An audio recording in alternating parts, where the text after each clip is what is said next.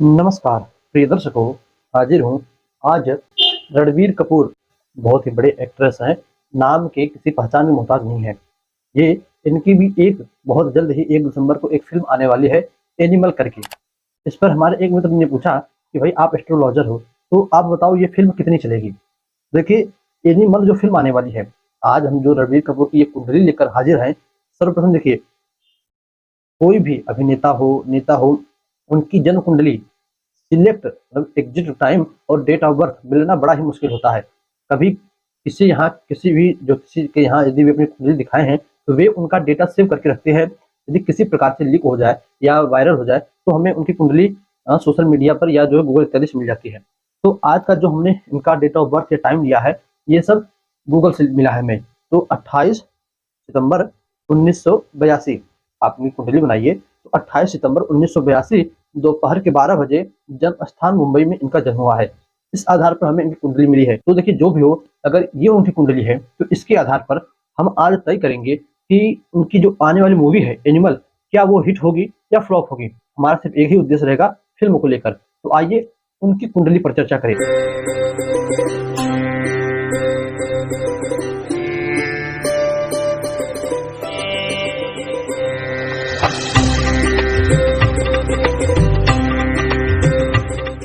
आप उनकी कुंडली बनाइए 28 सितंबर 1982 दोपहर के 12 बजे। थोड़ा सा बहुत आप उनके विषय में जान लीजिए। तो आप रणबीर कपूर भी लोग जानते हैं, और ये ही नहीं, इनका पूरा परिवार ही, इनके पिताजी ऋषि कपूर भी फिल्म लाइन में थे, इनके दादाजी भी फिल्म लाइन में थे। इनके पिताजी ऋषि कपूर अपने समय में एक सुपर डुपर हिट कलाकार थे, बहुत ही बड़े एक्ट्रेस थे।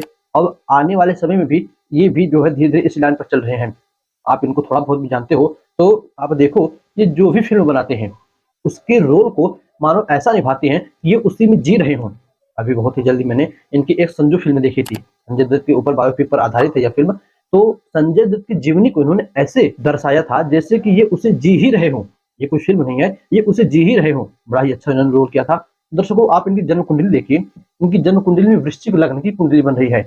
लग्न में ही मंगल देव बैठे हैं स्वराशि के होकर।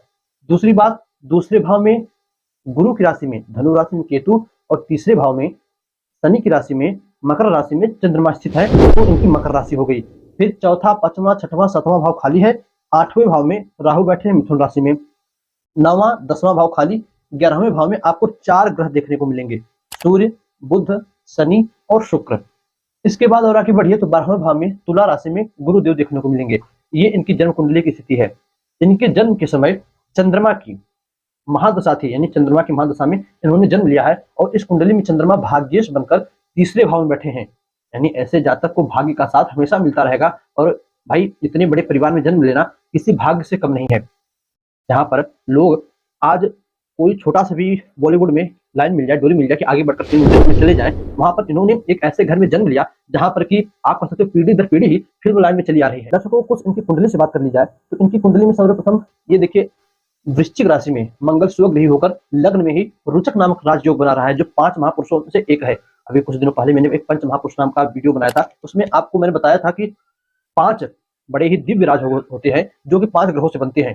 तो इस कुंडली में लग्न में ही मंगल, मंगल कौन है? परिश्रम का, एनर्जी का मालिक है, लग्न में ही बैठा है। ऐसा जातक परिश्रम में, एनर्जी लेवल में, काम धंधे में, मेहनत से पीछे नहीं हटेगा। तो ये करते हैं और उस अनुसार इन्हें रिजल्ट मिले, इसमें कोई आश्चर्य वाली बात नहीं। दूसरी बात, यहाँ पर आप एक दृष्टि डालिए, चंद्रमा मकर राशि में बैठे हैं, और इस समय मकर राशि वालों के लिए साढ़े साथी का समय चल रहा है। प्लस पॉइंट सिर्फ इतना है कि शनि की दृष्टि, शनि जो एकादश में भाव बैठे हैं, 1 2 3 4 5, शनि की दृष्टि चंद्रमा के ऊपर नहीं है। नहीं तो ऐसा जातक आप समझे कि साढ़े साथी में डिप्रेशन तक जाने की, अवसाद में भी जाने की स्थिति हो जाती है। शनि की दृष्टि नहीं, इससे बचे हैं, किंतु फिर भी साढ़े साथी अपना प्रभाव दिखा रही होगी। मानसिक टेंशन, चिड़चिड़ापन और भी अनेक प्रकार की जो है साढ़े साथी से होने वाली दिक्कत इनको मिल रही होगी, यदि ये उनका exact time date of birth हुआ तब। फिर दर्शकों, इसी इस प्रकार से आगे बढ़ा जाए तो एक दृष्टि आप इसकी एकादश भाव में डालिए, क्योंकि यहाँ पर काफी ग्रह बैठे हैं तो योग भी अधिक बना। सर्वप्रथम सूर्य बुध से बना बुधादित्य योग। दूसरा नंबर बुध शनि से बना जड़ नामक योग।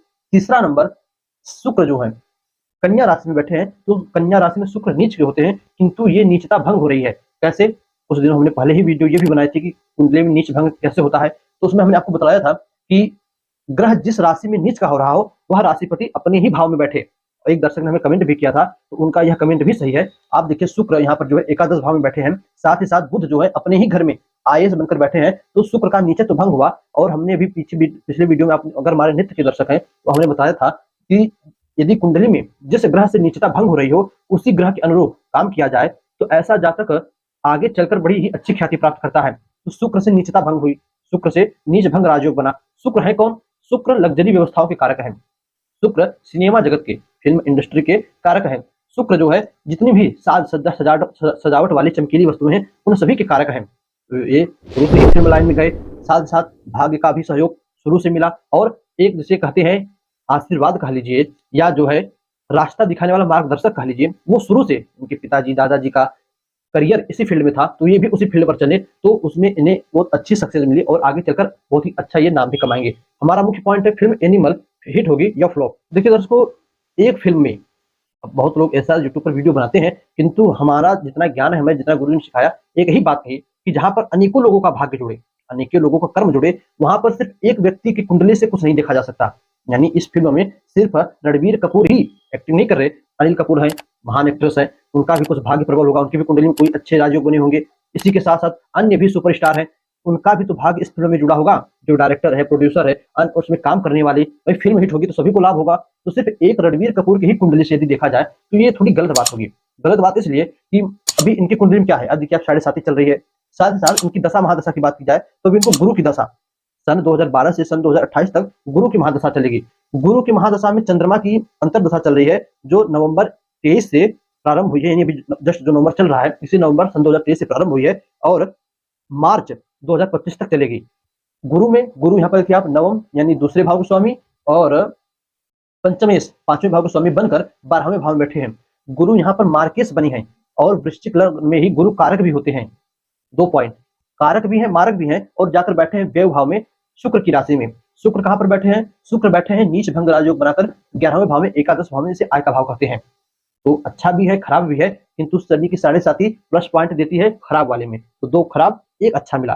तीसरी बात आप देखिए, इनकी कुंडली में आंशिक काल सर्प दोष बना है। पहला, कुछ लोग इसे नकारेंगे भी, किंतु भाई दोष होता है तो प्रभाव तो डालेगा ही डालेगा। और काल सर्प दोष एक ऐसा दोष होता है कि जो कि शुरू से अंत तक आपके हर एक चीज पर, धन में, विद्या में, पढ़ाई में, बिजनेस, व्यापार, नौकरी, चाकरी, हर एक चीज में इफेक्ट डालता है। दूसरे भाव में केतु, 8वें भाव में केतु, चंद्रमा निकला तो आंशिक काल सर्प दोष बना। इसी के साथ इनकी फिल्म जो 1 दिसंबर को रिलीज होगी, उस समय इन्हें सूक्ष्म दशा में चंद्रमा का दशा चलेगा, जो नवंबर 23 से 12 दिसंबर 23 तक 1 महीने का होता है। तो चंद्रमा आप देखिए भाग्यश बनकर बैठे हैं, यानी मारक कारक की भी दशा चल रही है और भाग्यश की भी दशा चल रही है। तो दर्शकों, मिला जुला कर बात कहे तो फिल्म सुपर डुपर हिट तो नहीं होगी, ब्लॉकबस्टर नहीं होगी, किंतु हाँ इतना जरूर हो सकती है कि अपनी जो कमाई है, जहां तक हमें पता चला 100 करोड़ इस फिल्म में लगे हैं, भगवान जाने कितना लगा होगा, किंतु उसके अनुरूप बजट में ये अपनी कमाई तो निकाल ही लेंगे। इन्हें अच्छा खासा रिस्पॉन्स मिलेगा, किंतु उतना भी ना मिले कि एक जो होती है सुपर डुपर हिट वो ना जा सकती है। इसी कुंडली में सूर्य जो है दशमेश बनकर कर्म के मालिक होकर एकादश भाव में बैठे हैं। बुध देव देखिए आप तीसरा नंबर, तो अष्टमेश और आईएएस बनकर यहाँ पर बैठे हैं। शनि जो है पराक्रमी सुखेश बनकर एकादश भाव में बैठे हैं, और शुक्र सप्तमेश और व्ययेश बनकर एकादश भाव में बैठे हैं। दर्शकों, इनकी कुंडली के सारे ग्रह लगभग जो अच्छे हैं वे सब जाकर एकादश भाव में बैठे हैं, उनके आय भाव में बैठे हैं। आय के भाव में, धन के भाव में अधिक ग्रह बैठना ये भी अच्छा है कि ऐसा जातक किसी भी फील्ड से, एक दो नहीं, किसी भी फील्ड से इनकम कर सकता है। अब देखिए, ये सिर्फ फिल्म में ही काम करे ऐसा हो नहीं सकता, ये अन्य कोई भी, अभी तक हमने इतना नहीं पता किया कि अन्य क्या क्या काम करते हैं, किंतु जहां तक मेरी उम्मीद है कि ये सिर्फ फिल्म लाइन तक ही नहीं रुके होंगे, अन्य कोई काम, जैसे किसी कंपनी से पार्टनरशिप या उसमें इन्वेस्ट होकर इन्वेस्टिंग करना, अन्य भी ऐसा काम करते होंगे। इसी के साथ साथ उसको एक महत्वपूर्ण पॉइंट और कि इनकी फिल्म 1 दिसंबर को रिलीज हो रही है। इनका मूलांक भी 1 नंबर है। कैसे?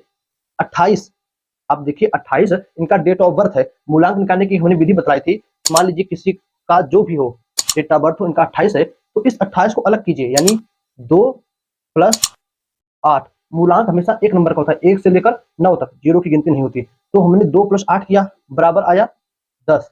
फिर देखिए 2 नंबर आया, तो फिर इस 2 को अलग अलग जोड़ेंगे, तो अलग कीजिए, 1 + 0 बराबर 1, बराबर 1 आया। मूलांक भी इनका 1 ही होता है। तो 1 तारीख को अगर ये फिल्म रिलीज हो, तो देखिए इनकी कुंडली के हिसाब से खूब अच्छी कमाई नहीं, किंतु फिर भी एक सक्सेसफुल फिल्म कही जा सकती है। एक बार मैं फिर कहूँगा जाते-जाते कि सिर्फ इन्हीं की भाग्य से, इन्हीं की कुंडली से एक पूरी फिल्म को कितनी जाएगी, कितनी फ्लॉप हुई नहीं देखा जा सकता। मान लीजिए उस फिल्म में 100 लोगों ने काम किया, उसमें से यदि 51 लोगों का भाग्य खराब हो, तो वो फिल्म गिर सकती है और उसी में से 51 लोगों का भाग्य सही हो, बाकी के 49 का भाग्य खराब हो, तब भी वो फिल्म ऊपर उठ सकती है। तो सिर्फ जहाँ पर पूरा समुदाय, पूरी पब्लिक मिलकर काम करे, एक लोगों के भाग्य से उस चीज़ को नहीं देखा जा सकता। कोई कंपनी को देखना हो आपको, तो सिर्फ उस जो कंपनी का फाउंडर हो, चेयरमैन, उसी का कुंडली मत देखिए। उस कंपनी में काम करने वाले अन्य अनेकों लोगों का रोजगार, पूरे परिवार का भाग्य उसके साथ जुड़ा होता है। तो एक फिल्म बनाने में कम लोग नहीं लगते। लाइट मैन, मेकअप वाला, भाई उसकी भी आजीविका चलेगी। सबसे बड़ा डायरेक्टर, प्रोड्यूसर, फिल्म को बनाने वाला हीरो, हीरोइन, विलेन, इन सभी का भाग्य उसमें जुड़ा होता है। तो उम्मीद करता हूँ समझ रहे होंगे। तो बस मिला-जुला कर यही थी कि अपनी भी कुंडली का अध्ययन करवाने के लिए आप हमें कमेंट कर सकते हो। तो बस आज के इतना ही, इजाज़त दीजिए हमें। पुनः आपसे मुलाकात होगी किसी नई वीडियो में, नई कुंडली के साथ। तब तक के लिए नमस्कार।